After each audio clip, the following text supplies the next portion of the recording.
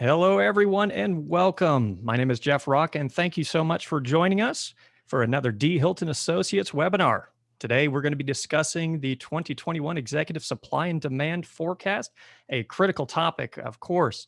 But first, let's talk about a couple of administrative items while everybody gets settled in. We will be recording this webinar, and we'll have it up on our website within about 3 to 5 days. You can also find previous webinars if you've missed any in the past that are listed on the website. If you would like a copy of this slide deck, you can go ahead and email me at jeff@dhilton.com, and I'll get you the slide deck after the presentation. It'll probably likely come to you tomorrow, but we'll get that to you as well. If you have any questions through the process, please feel free to use the Q&A section there. The Q&A section will come to just the panelists here. And if you would like to actually use the chat box as well to ask a question, you're more than welcome to. You can see the drop down there that says all panelists. You can switch that to all participants, in which case everyone joining us today will be able to see your question or your comment. Joining me today is David Hilton. How are you, David? I'm fine, thank you. How are you, Jeff? So far, so good. Not that anything else is important happening today, but thank you guys so much for joining us. So David, I'll go ahead and hand it over to you. Let's talk about the Executive Supply and Demand Forecast. Well, thank you, Jeff. First of all, I'd like to say thank you to everyone who is participating. I may be a little sleepy right now. I did stay up fairly late watching the election returns. And if I would have known that there was no answer to the election returns, I probably would have went to sleep early and woke up early this morning. Have a good surprise in the morning. Right. Just so everybody has a little bit of background, this is the 2001 Executive Supply and Demand Forecast. We have done this presentation for the last 3 years. So this is 21, we did it in 20, and we did it in 19 as well. And we will continue to do this probably for the next 5 years, because that's when we're going to start to see the baby boom generation start to settle down a little bit and taper off. Just to give you a little bit of background as far as my experiences, when I started with credit unions in the 1970s, and I won't tell you which day and which year it was, there were 35,000 credit unions. Today, there are 5,275 credit unions. So things have changed drastically in the last 30-something years. The number of credit unions that we're going to be talking about today are credit unions that are $500 million and $5 billion in assets, and $500 million in assets, and $1 billion in assets. And if you add the two groups together, you have a little over 1,000 credit unions that fall into those categories. That's as of 9/30/2020. And some of the numbers that I'm going to be showing you tonight are from June 30th of 2020. So if you can add up the numbers, it's probably because things are a little bit different over the last 3 months. What we've seen is significant growth in credit unions, large credit unions. So the number of credit unions that are over $1 billion in assets are greater than they were at 6/30 as compared to 9/30. To start off, just so you, again, have a little bit of understanding as to where we're kind of approaching this, 39% of credit unions over $1 billion in assets have made a CEO change in the last 3 years. That number is a little higher than it was last year, but we expect that number to be about the same next year as well.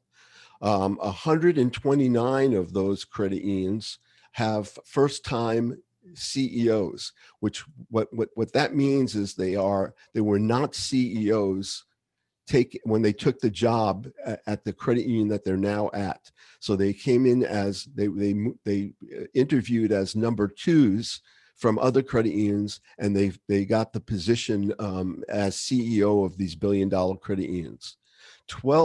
Only 12 of these the group were CEOs that moved from a CEO position to a CEO position at a billion-dollar credit union. So the predominant number of executives are first timers, and That is a trend that has been going on for the last few years. 59% of the credit unions that made changes were internal C-suite hires.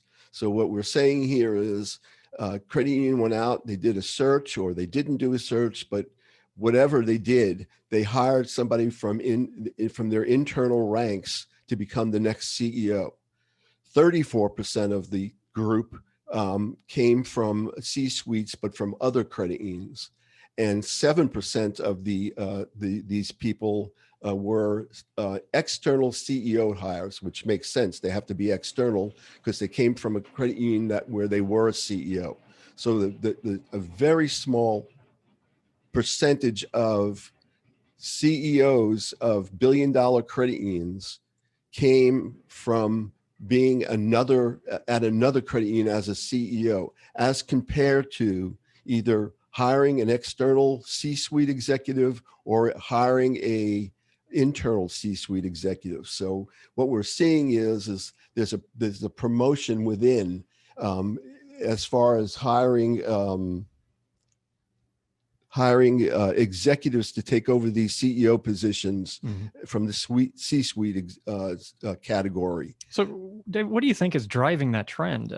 Why are we seeing so many that are needing to be grown from the inside versus being able to grab something from the outside or external? Well, some credit unions, and that's a really good question. Some credit unions have got transition plans in place to make this a little bit easier on the executives. So those credit unions have already decided that they're going to hire somebody or promote somebody from within.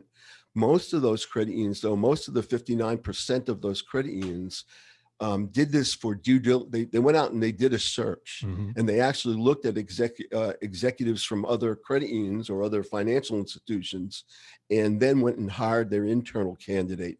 And they do that, boards do that because of due diligence. They just feel like they want to go out and find out and make sure they have the very best. And then when they are all said and done, they promote from within because that's the best fit. Yeah, and it seems like a good idea to be able to look out at the market and understand what the internal is comparing against. Would you say that's pretty much the good approach on that? That is, I think that's the very best approach. I think there's nothing wrong with promoting from within. It makes all the sense in the world. I've always said that the best candidate is the closest candidate. So if you've got somebody next door to you that can do the job, that's going to be the best option for you if they can do the job. And that's the key. If they can't do the job, or they're not ready to do the job, or they're not capable of doing the job, then looking outside makes all the sense in the world. The next 3 years, we're going to see 24% of CEOs they'll retire. That number is going to go down a little bit. 37% of the C-suite executives are going to retire, and 10%, they're going to be an additional 10% of C-suite executives. That is typical. That's pretty much what's been going on for the last few years as far as 10% new additions. And we all look at our own organizations, and so many of us will say, well, we need another executive to be a C-suite executive in this category, or technology, or lending, or whatever it is. But that's what we're seeing is 10% new additions in the C-suite category. The next 5 years, this is going to pretty much be the trend for the next 5 years. And the only thing that may change this trend is the pandemic. What we have found is that a number of executives are not retiring, whether it be CEO or C-suite. They're not retiring because of the pandemic. They feel like they have an obligation to the credit union to stick around, and they are looking to stay through the pandemic, and then they'll make their decision to retire. Mhm. Now, on the flip side, we are also seeing a number of executives, both CEOs and C-suite executives, that have said, I've had enough. This pandemic has driven me to the point where I don't want to do this anymore, and they're retiring. Mhm. So when all is said and done, we don't know at this point in time what the net result is going to be, but we are seeing it both ways. Mhm. And that is the only difference between this year and maybe next than the years in the past and the years in the future. Yeah, it really seems like those that were close to the edge said, "Okay, that's it. I'm going over. I'm retiring."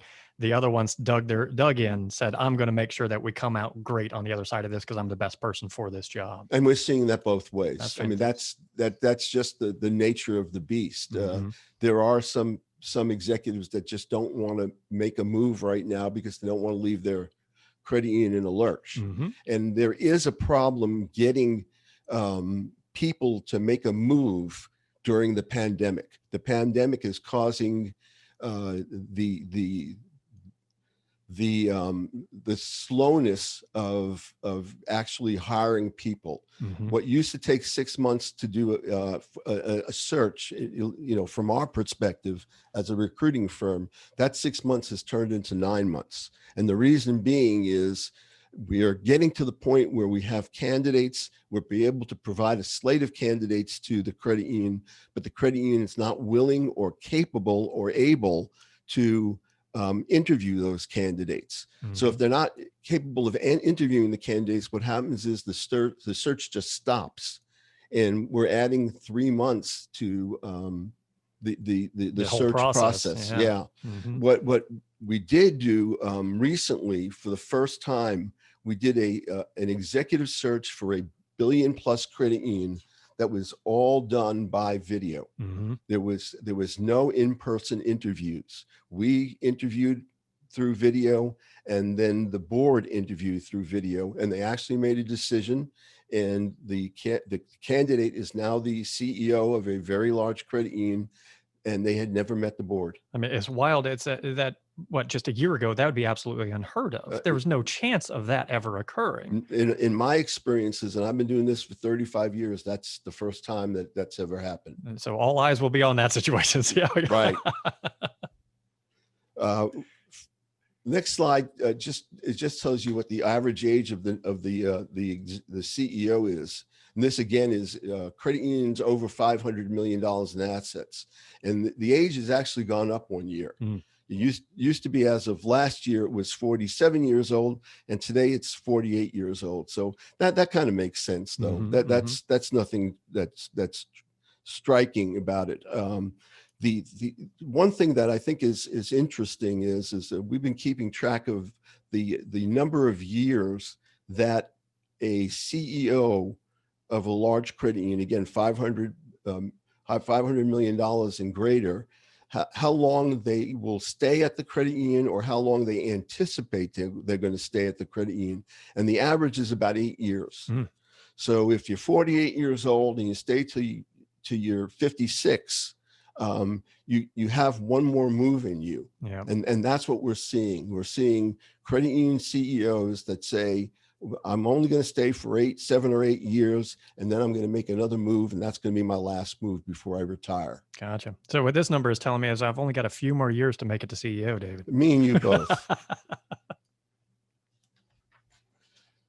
While the levels of staffing at the staff levels has tripled in the last 10 years, the executive positions have increased by nearly 400%.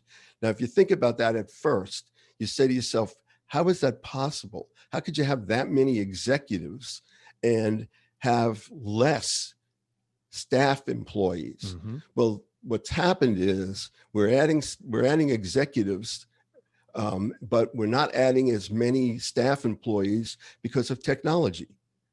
ITMs, branches that don't have staff members or have fewer staff members, telephone transactions, ATMs, on and on and on, all the technology that we see out there has reduced the number of staff members, but we're increasing the number of executives. And you and I kind of talked about this a little bit earlier as well. I find it fascinating that, of course, as the credit union continues to get bigger, the more specialized the individuals have to be. So you're seeing more executives that are specialized in a certain area. And that's also on the long term causing a problem with the supply and demand of CEOs because correct. they're so specialized. How do we get around that? How do we go a different direction on that? That's a real problem. And in order to fix that problem, you have two choices. You can either find people who are more well-rounded in their experiences over the years. They've come through the lending process, they've come through the financial part of the business, and you've hired them to do something very specific for you. Or you can move your people around while you have them so that they have exposure to other departments and other functions.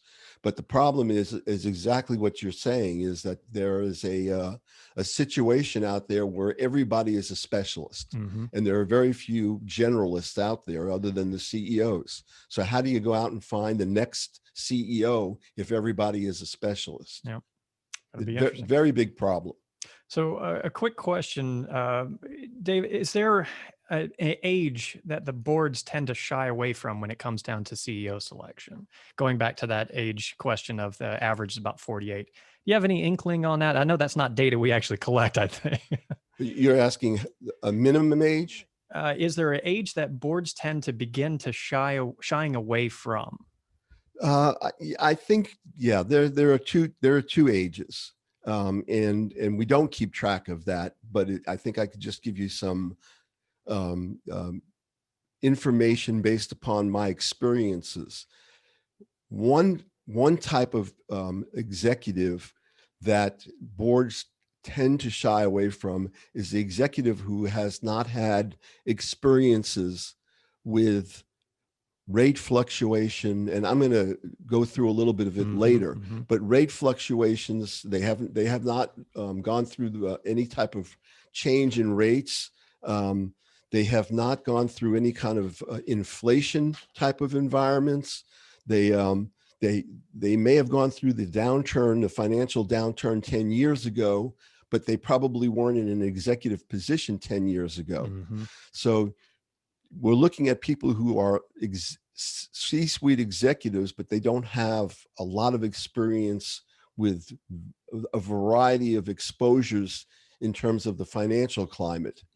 The flip side of that is boards are more willing to look at executives who are looking at this as a second career. So they've retired from their first career, and now they're looking at another credit union as their second career. Not every board will look at that and say that's an idea. They're not necessarily looking for a short-term fix for a long-term situation. Yeah. So, without talking about, people who are either too young or too old, it's more an experience issue. And that's what we're seeing. I think that's a great way to frame it. This also comes down to, I believe, the strategic initiatives of the organization. What do they need at that moment? Do they need that young energy? Okay, they might be looking for a little bit younger individual. Right. Are they looking for somebody who's established, tried and true to get them through a time period? Then they might be looking a little bit older. Right. But yeah, it's pretty hard to narrow that one down. Yeah, and that to generalize and say that is the way it works is not working either. There are lots of people out there that this is their second career, their second credit union. They've retired from their first. They do wonderful things. Gotcha. You going to be heading back to the CEO position anytime soon? No, I'm going to be heading back to my bicycle and my skateboard before I head for a CEO position. The skateboard. All right. Okay. I want to see if we'll put a video of that one up, I think. just a still will be fine. Okay, perfect. It's not doctored at all. No, I'm just going to have two people holding my legs. Well, they'll be wearing green. We'll green screen them out. That'll be perfect. That's perfect. Again, just to give you some historic information, if you look at 2000, and we went back and we actually did this. These are for credit unions from $500 million and up. There were 132 large credit unions in the year 2000. And there were about 325 C-suite jobs. And the typical organizational structure looked like this on the chart, where there was a CEO and there were two senior executives or two C-suite executives, and that was it. That made up the entire brain trust of the credit union in 2000. What we saw in 2007 was the start of specialization, where you had 309 large credit unions over $500 million in assets. There were 1,250 approximately 1,250 C-suite jobs. And the CEO had 6 direct reports. And the 6 direct reports all had a specific function that they provided to the credit union. And what you saw was the first start of specialization. If you look at 2020, I'm flipping pages and I'm not doing a very good job. If you look at the org chart for 2020, what you see are there were large credit unions equal to about 800, and there were 12,500 VPs and up. So they're not quite C-suite, but they're VPs and up. And you could see how many more of them there were than in 2007. And you'd see how many more positions there were to fill within the credit union. And if you look closely, and I'm not sure how closely you can see this chart, and we can send these charts to you if you like, but there are so many different specializations within each one of the departments. 2030, this is our best guess. Our best guess is there'll be 1,700 credit unions that are large, over $500 million in assets. Now think about that. There are 5,600 credit unions right now in existence. There'll probably be more like 3,400 credit unions in existence in 2030. And because of mergers and just, credit unions, the smaller credit unions may have gone out of business. The medium-sized credit unions merge together and make a large credit union, or some of the small credit unions just merge into some of the larger credit unions. But for whatever the reason is, there are probably going to be about 3,400 credit unions at this point in time. 1,700 of them will be large credit unions.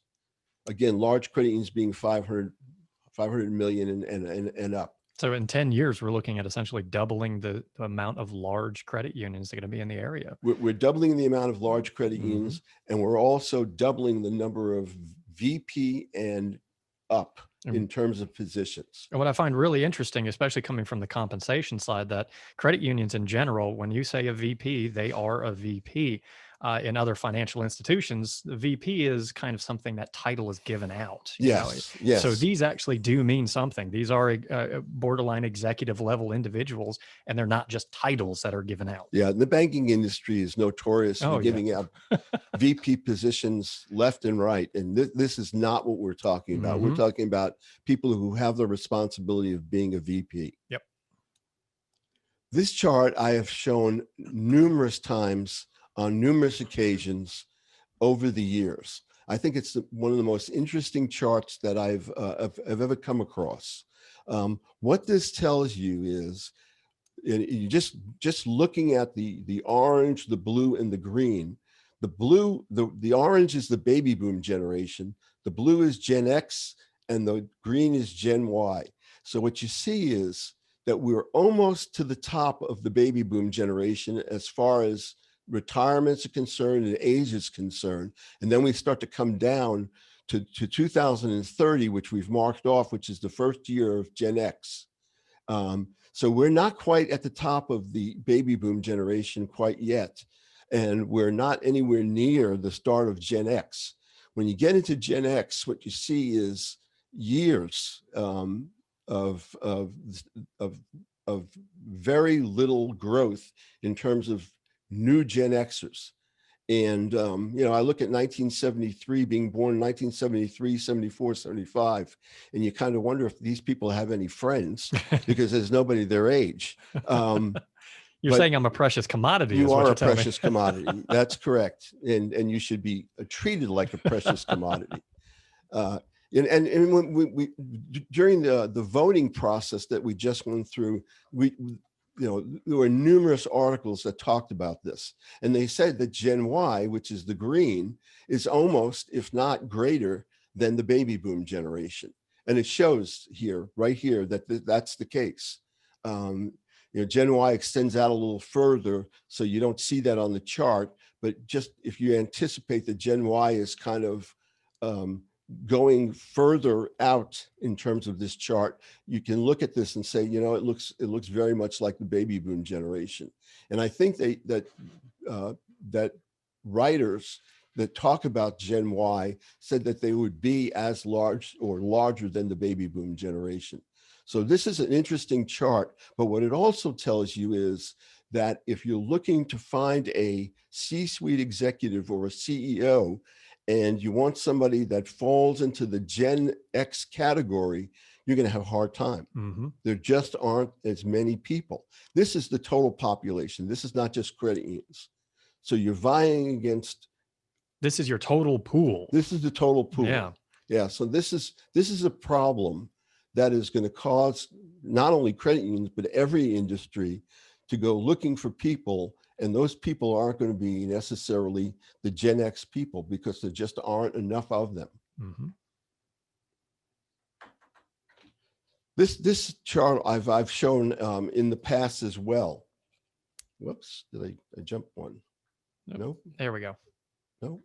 There it is. Okay. This is a chart that says how many people within the $1 billion credit union group, how many people will move and how many people won't move? Mm-hmm. And what I find interesting is that 21%, and we did a survey about this. So that's how we got our information. We specifically asked people if they would move from their position if they were offered another position somewhere else. We didn't give them a whole lot of detail as to what that other position was, as far as money is concerned, as far as where it was located, but we just said, would you move? Would you consider moving? And the answer was predominantly 80% of the credit union CEOs said they would not move. And the reason they won't move is because of money, because of family, both their parents and their kids, because of housing, because of taxes, and a myriad of other reasons. It's just not that. They won't move because their kids may be in school and they're locally in school at college. They won't move because their parents are not well, or they don't want to move their parents and make that a problem for their parents and for themselves. They won't move because of housing costs. They won't move because, and California is notorious for this. If you were to move, try getting somebody to move from Texas, for argument's sake, where we're located, with that state that has no state income tax. Try getting them to move from Texas to California. It's just not going to work. Yeah, you're going to have to triple a salary just to be able to make that happen, because I'm going to have a 2-bedroom apartment for what I'm having a house here for. You may have a bathroom for what you have a house. That's if I'm lucky. Right. I have a window and a pot. So this is a problem because, we're not looking at the universe of people that will make the move. Mm-hmm. We're only talking about 20% of those people that will make the move. The next slide talks about $500 million CEOs who won't or will make the move. And it's a little more even with this slide. This slide talks about the fact that 58% of the population the credit union CEO population, 58% won't move, but 42% will move. And one of the reasons is, or many of the reasons are because of compensation, and also the ability to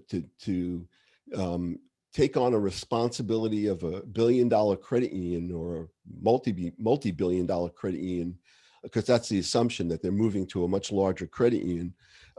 They'll make that move because that's their career aspiration. Mm-hmm. They want to be at a very large credit union, and they don't see their $500 million credit union being $1 billion credit union for many years. Mm-hmm. So this group will make that move, and it's not a great pool of talent in terms of numbers, but it's a whole lot better than it is than the CEOs.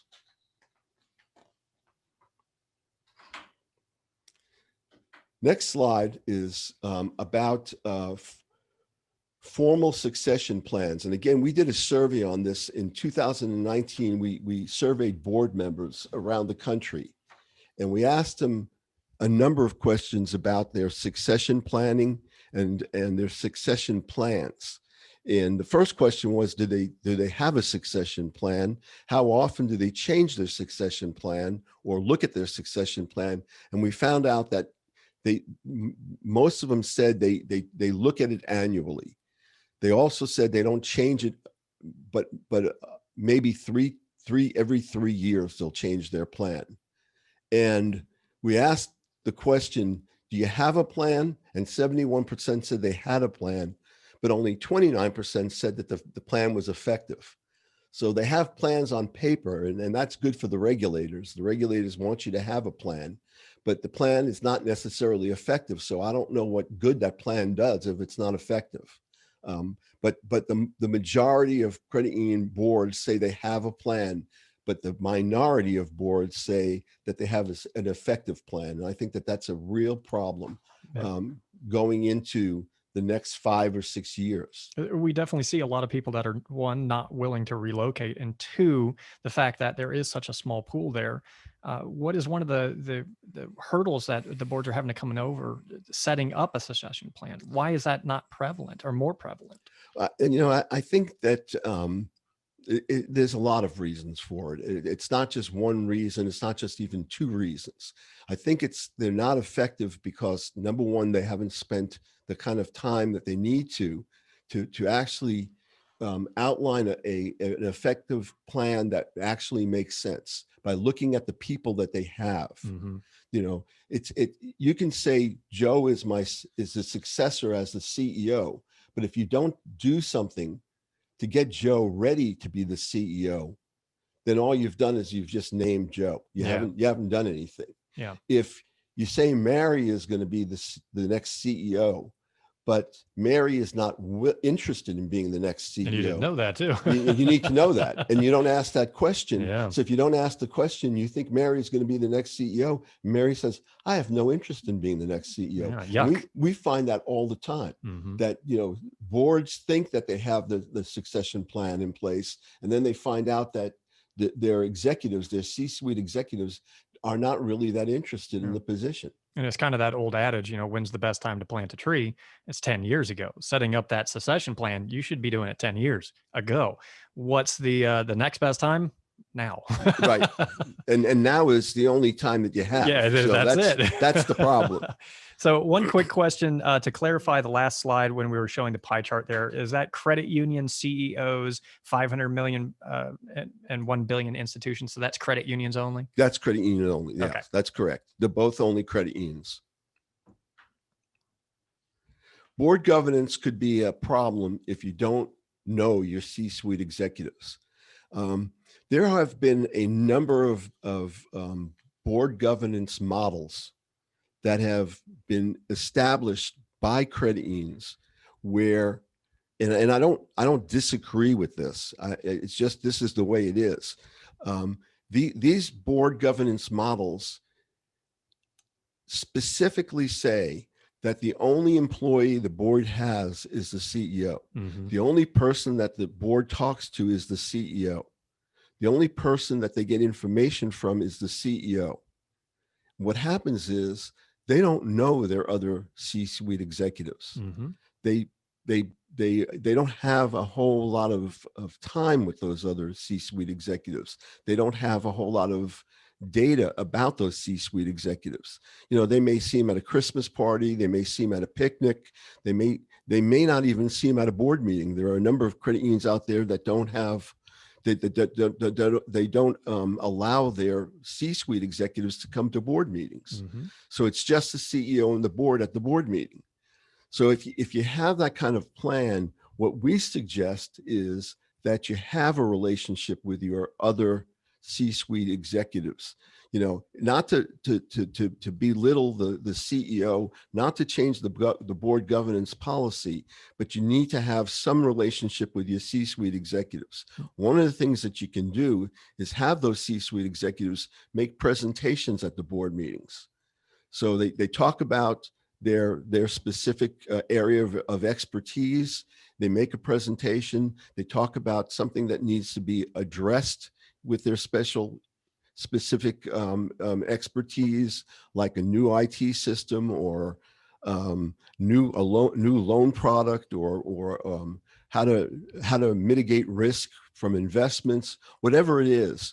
But that C-suite executive spends some time with the board so that the board does get an understanding and get an idea of how well those executives could possibly be the next CEO. Yeah, get an understanding of their capabilities. And from the recruiting side, I've heard from other boards that they'll say, we can't get past the fact that, we see this person as Jenny, who started here 30 years ago as a teller, and now she's moved up to a C-suite, but I can't get past, I knew her when she was a teller 30 years ago. Sure, she's moved through the organization, but is she ready for a CEO? Right. They haven't seen the capabilities. They haven't seen that. So they might pass on a very, very qualified, great candidate who's been there for 30 years because they can't see past the fact that, I remember them when they first started.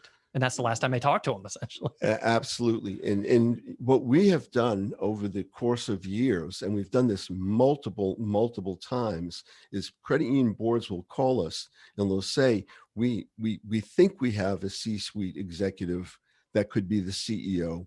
We actually think we have 2 or 3 people that could be the CEO. Could you evaluate them for us? Mm-hmm. And that's all well and good. And we do that. But we also ask them to interview these people as well, because otherwise they're still not going to get to know the C-suite executive without them doing some of that work as well. Mm-hmm. So it's a situation that does cause some problems with board governance.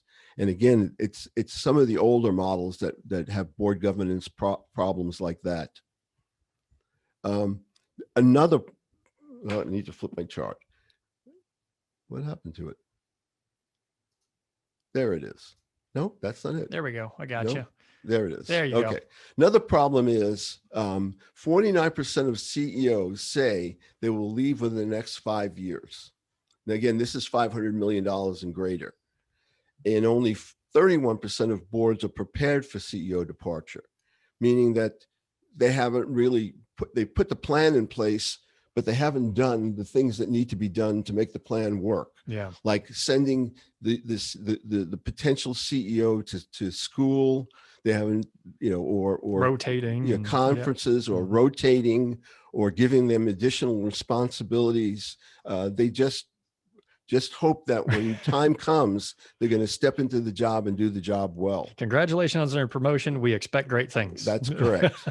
And that is a problem. Yeah. I mean, if it was 49% and 49%, that would be one thing. But if 49% and 31% that where the boards say they're not prepared, or they say they are prepared, which leaves 18% that are not prepared, that's a problem. Yeah. And that could be fixed easily. You just have to spend some time and some money. Yeah, is that the whole failing to plan is planning to fail. So if you're not putting those plans in place, you're really kind of tossing the dice there. You are, and unfortunately, once you make that promotion, it's very, very hard to go back. We want to step back on that one. That's not going to work. Can we have that piece of paper there?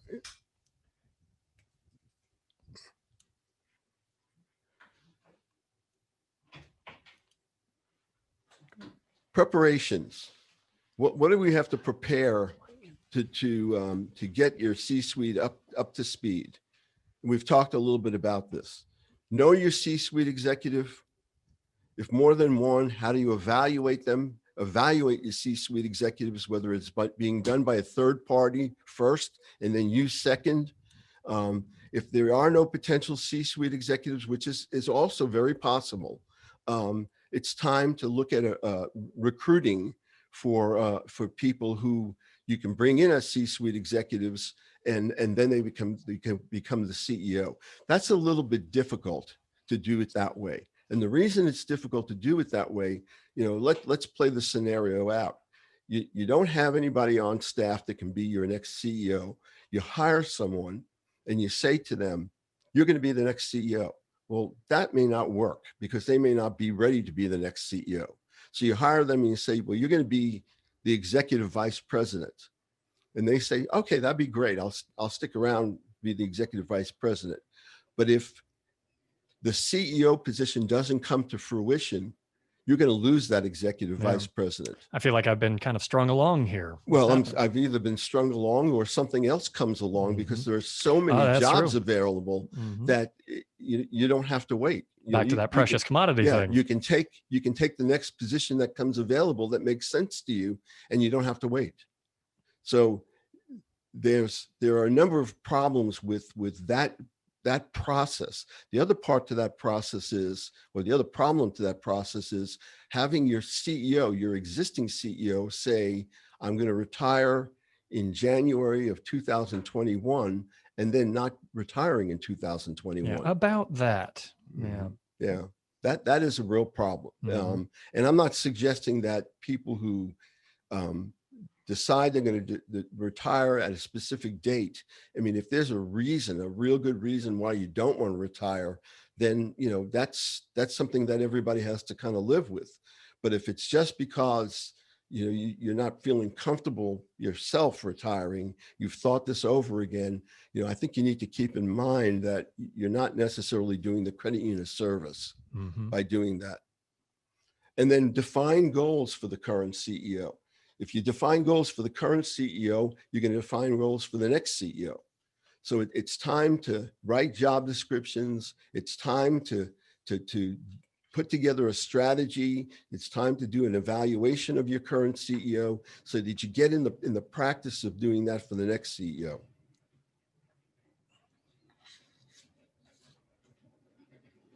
Choices are slim, but possible if your credit union has strong financials, a strong compensation package, and strong board leadership. And strong financials, you either have them or you don't have them. And strong board leadership, you either have them or you don't have them. But a strong compensation package can be done now or changed now. And a strong compensation package means salary, an incentive plan that is viable, that makes sense, and is significant. An incentive package that's not significant is not going to do the job. Incentive package that is impossible to reach is not going to do the job. So the incentive package has to be something that makes sense and is significant. And then the third part to the package is a SERP. A select employee retirement plan or a select employee retention plan, whatever you want to call a SERP or a split dollar plan. That is the key. And the reason I say that's the key, because if you think about it, if you put something together that's a strong SERP, what you're telling your executive is you want them there for a long time. You're also telling them that you want to make their life easy when they retire. And we're talking about a lot of dollars. And those a lot of dollars are more important than the salary, and they're more important than the incentive plan. Yeah, and that's the kind of, I think you made the great point there of saying that we're saying that we are invested in you. That's correct. Yeah, and we are on the road for this. We're going to go along as long as you hit these key metrics, and we're going to help you with that, but we're invested in you. Right. And some portion of it is not necessarily key metrics only. Some portion of it should be board evaluation, so that the board has a say in how well you did in your incentive plan, and it could be used as an evaluation as well as a part of the incentive plan. But Gotcha. something that allows the board to tell the CEO how they're doing. That really important. There are so many CEOs that I talk to that have never been evaluated by their board, or the evaluation is 2 seconds, and here's your raise, and here's your bonus payout. It's a disservice on both sides there, because one, you can't improve if you don't know exactly where you can actually move things. And two, it's kind of, well, you're doing great. Thanks. Kind of goes along. Yeah. Are you paying your current CEO at market? What would you believe a sound starting offer for a C-suite executive is, market or discount? What would you believe is a sound starting offer for a current CEO? Well, I think the question is market. Market is different in every situation, but market is for C-suite executives and CEOs is pretty much a national number. When you look to hire somebody, whether it be internal or external, what you're saying is that you're looking for a position to fill a position that is a national position. Because if you had to go outside, you would go outside and look anywhere and everywhere. So market is not necessarily what's going on in your market. Market is national at the C-suite executive level and at the CEO executive level. And that's real important to understand, that it's not, it's not what you pay in a certain part of the country. It's more what you pay for a national search, for a national executive. Yep. As far as compensation goes, a lot of people always ask, how do you find out where to look when I'm pricing even just a staff job or an executive job? And it comes down to, where would you hire that position? That's correct. And if you're looking just in the local market for a CEO search, well, I mean, you might have some good luck there, but for the most part, it's a national search. It is. So you have to have that national market. That's correct. And so many boards, so many credit union boards, look at what they have paid their last CEO, and that is indicative of what they're going to pay the next CEO. And the market has left them behind. Which may be absolutely incorrect. Yeah. And that's probably the biggest discussion that we have as executive recruiters. What you paid the last one is all well and good, but what you pay the next one isn't necessarily anything like you paid the last one. And it's market. It's the competitive nature of the job. Yeah. And we've talked about the fact that they are precious commodity. There's fewer and fewer qualified candidates. So one, you have to grow internally, or two, you're going to have to pay that market rate. And even if you do grow internally, you're going to have to pay that market rate, because they're going to get poached. Well, that's the other problem. If you don't pay market, 3 years down the road, you're going to lose that internal candidate you promoted to CEO to another credit union that is paying market. If they're good, they're good. And that's where you were mentioning there, the SERPs really come into play, to have that kind of backbone on there, making sure that is robust and established. And actually, a question came in today, and it kind of revolves around here. Has recruiting today been challenging due to SERPs in place with candidates? And I think that kind of speaks to, well, it depends on the quality of the SERP, and two, what is your SERP going to be looking like? Right. Then that is exactly the case. There are so many different variations of SERPs and split dollar plans, and there are so many dollar amounts that we're talking about, and there are so many ways that you can contour a SERP to make it more desirable, and not necessarily put more money in it, but just make it more desirable for the executive. So the dollar amount may not be all that different, but the way it's paid out may be different, and the time frame that it's paid out may be different. Yeah, quicker resolution towards those goals, things along that nature, rather than, okay, in 30 years we'll get you. It has to be a little bit more of established in the process. Right. You hire a 45-year-old CEO, and you tell them that, in 25 years or 20 years or 30 years, you're going to be in a great shape. Yeah, you're going to get a whole bunch of money. That CEO is not necessarily thinking about waiting around for the next 20, 25 years. They may be thinking, well, what can I do now? And again, the dollars to that SERP that's being offered 20 years down the road is maybe tremendous, but it's so far down the road that I have needs now. And SERPs and split dollar plans are at risk. Yeah, that's what makes them so desirable for credit unions, and that's also what makes them desirable from a tax point of view. So if they're at risk, that means that you have to stick around for the 20 years for you to get that money. There are times and there are ways for you to be able to say or have a plan that has incremental distributions along the way, so that you're not waiting 20 years. You can get something every 5 years. You can get something every 3 years. You get something every 8 years. It's the fact that it's a SERP, a supplemental retirement plan or a supplemental retention plan. It's not dictated by the IRS. You can do almost anything you want, as long as it's designed so that you have forfeiture opportunities if you don't stick around, and it falls within the regulatory and IRS categories that are established for this. Set the carrot where they can see it. Right. And I'm not an expert in SERPs. We do have an expert on staff that does this and has done a very phenomenal job of doing this. And again, if anybody wants to talk about this, just give me a call and I'll send you to the right person. And we will actually have a webinar on SERPs coming up pretty soon, talking about some of the responses and some of the surveys that we've done, but that's on the horizon.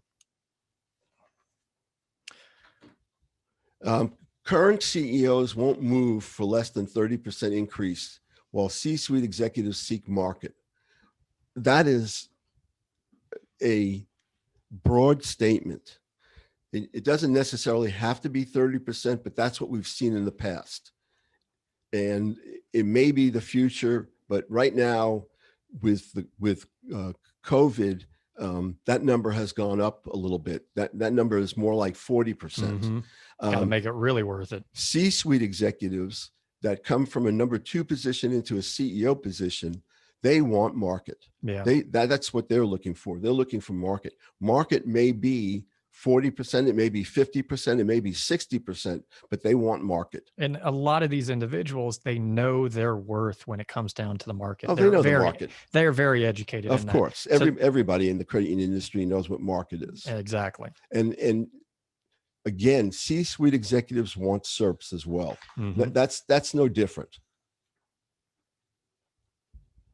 Talking about SERPs, here's the interesting statistics when it comes to SERPs.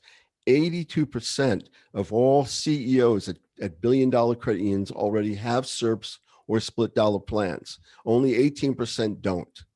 So again, you've got to make it a competitive SERP if you're going to look at moving a billion-dollar CEO to your organization. Yeah. And I think that's going to be the biggest question. Okay, we've got a lot of SERPs out there. How many of those do you think are adequate? How many of those are doing what they're supposed to be doing? And there's a I don't know what the number is, but there is a number of SERPs out there that are not adequate. They're not even close to adequate. And I think a lot of boards kind of shy away because I see very big numbers in these SERPs, but when it comes down to it, it's a time investment, it's the investment of value. It's a lot of things to consider. So don't let a big number at the end of this process or through a distribution scare you away, because it needs to serve the purpose that it needs to be there for. And what you're doing is you're making your credit union management stable. And what dollar amount can you place on stability? Yeah. I mean, there's a tremendous amount of stability when you have SERPs in place. If you like your executives. Yeah. If you don't like your executives, you don't want to put SERPs in place. No SERP for you. Right. Billion-dollar C-suite executives, they don't have SERPs as much as the CEOs. 56% of them have SERPs, 44% don't have SERPs. So you have a better chance if you're looking at a C-suite executive to move into one of your positions, you have a chance because only 56% of them have SERPs. And not every C-suite executive has a SERP. We still, in our industry, still believe that Even if we call a C-suite executive a marketing person or HR person, Mm-hmm. a lot of times they're not given SERPs like the operations and the financial people and the lending people. Yeah. And as we talked about, where are a lot of these CEOs coming from? They're coming from internal. So if you're losing some of these C-suite individuals who are not the CEO because they don't have a SERP, that's losing that pool of people that could possibly transition into that CEO position when you have your succession plan in place. That's correct. Here's another statistic. 33% of 500 plus $billion credit union CEOs do not have SERPs. So there's another place where you can find people that they don't have SERPs, so you don't have to worry about the competitiveness. We still have to worry about the competitiveness, but you don't have to worry about the overly competitiveness of those people because they don't have anything. So they're looking for a SERP. Mm-hmm. And 67% of them have SERPs. And you're absolutely, SERP design is very intricate. It's very difficult to do on your own. So having a consultant come in to be able to look at those and really dig into it, it's vital to make sure that that program is adequate, to make sure that you're either defending against this, or when you're in the recruiting part, looking at these people and saying, you know what, we could grab these individuals. Let's design a SERP to bring in that top talent. Well, there's so many regulations that go along with the SERP, and there's so many IRS codes that go along with the SERP, Mm-hmm. and you have to have a contract when it comes to a SERP that it would be very, very difficult to do it yourself. You have to have somebody else come out, and not only just an attorney, but somebody who has the analysis capability and the ability to determine what numbers are going to make sense. And the experience to know what works and what doesn't work, and best practices. What sounds great and yeah, exactly. Best practices. I mean, that you need to know that. Absolutely. To wrap this up, this is a problem that's going to continue through 2030. So if you meet with me next year at this time, we'll still say 2030, hopefully not 2031. But this is a problem that's going to go on for a while. This is not anything that's going to change. And unfortunately, this is a problem for every industry. So we can't stop by saying, well, we'll go to bankers and we'll find bankers that are going to fit the bill, because bankers are in the same position as credit union people. Mm-hmm. The industries are very, very much the same. And banks also have the stock options as well that you correct. have to compete against, that your credit unions are not going to be able to offer in that form anyway. That's correct. Yeah, that is absolutely correct. So, all right, we've got a couple of questions. We only got a couple moments, so we'll try to get to these. If we don't get to your questions, we'll get to you individually and make sure we get you some kind of answer. But what advice can you give to credit unions whose CEOs and C-suites are around the same age? Well, so we're going to go ahead another hour here. Okay. Well, who's asking the question? Is it the C-suite executive or the CEO? That's the first question. Temper your answer there. Yeah, my answer is if you're the C-suite executive, I think you really need to sit down and think about what your career objectives are. Are you willing to wait or not ever become a CEO? If you're a C-suite executive and you've got a great job and a great deal and you're happy in your position, and you still want to become a CEO at some point in time, I think you have to be very picky as to where you go. Mm-hmm. If you're the CEO and you have C-suite executives that are the same age as you, I think you just have to be realistic that eventually you may lose some of these executives unless you tie them up with SERPs or you tie them up with really strong compensation packages. Because eventually, if they're at the right age, they are going to eventually want to make a move. Mm-hmm. Either a golden handcuff or an actual handcuff to be able to hold them. Leg irons. There you go. What percentage of large credit union CEOs come from outside the industry? And this might be something we have to circle back around if we have that data. And will bank executives fill the gap for in credit union CEO positions? The answer to the second part of the question is no. Mm-hmm. They have their own problems, and it's exactly the same problem that credit unions have. There's more demand than there is supply. So they don't really have to come to the credit union industry if they don't want to. Now, if they want to and they see this as a benefit, that's all well and good. the first question that you had, about 2 to 3% of all CEOs of credit unions come from the banking industry. Now, C-suite executives, that number is more like 15 to 20%. Because if you look at the technology positions, you look at the lending positions, especially business lending and mortgage lending, you look at marketing, you look at HR, they don't have to come from a credit union. Mm-hmm. And those positions all can be banking positions. Gotcha. Well, we are at the top of the hour and we want to honor your time. So we don't want to go too far over on this one. So there are a couple questions that we didn't get to. We'll circle back around with you, get some answers for you, get you a little bit of insight on that one. Is there one you want to answer? Yeah, I just want to answer. Sure, go right ahead. Tom Graves is asking a question. How you doing, Tom? It's been a while.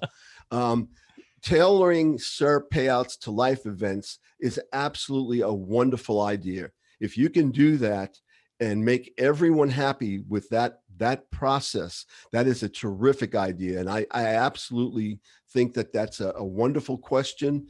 And if you can do it, that's a great approach. Mm-hmm.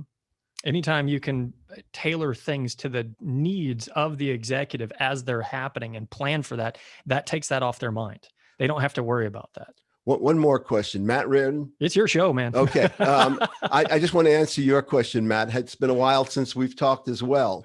Are you seeing a move to more split dollar plans with regard to SERPs?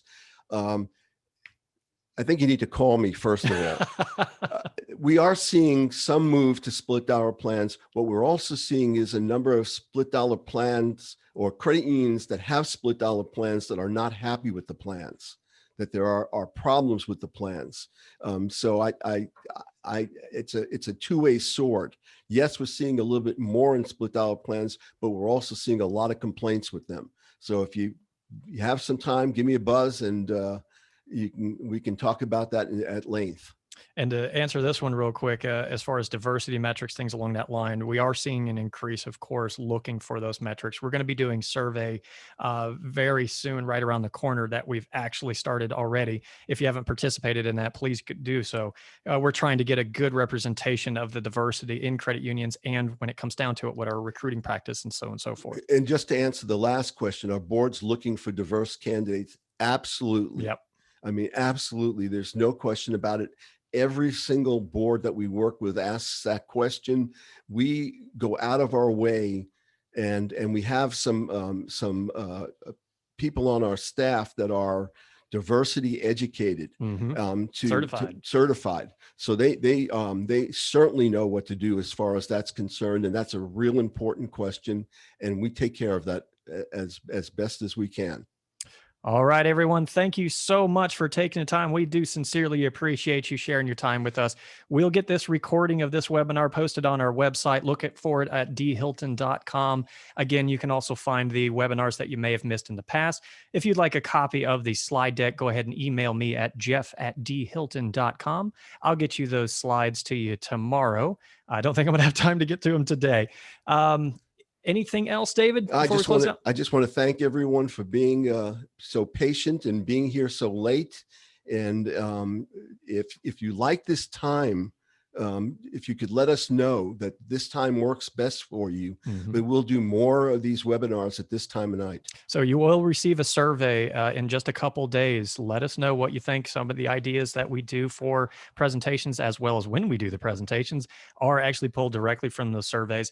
Let us know how we're doing. Let us know what you would like to see, and we'll be more than happy to bring it to the forefront of things. So until then, thank you so much for participating. We greatly appreciate it. We'll talk to you soon. Please stay safe. Please stay healthy. And we'll see you again on the next one.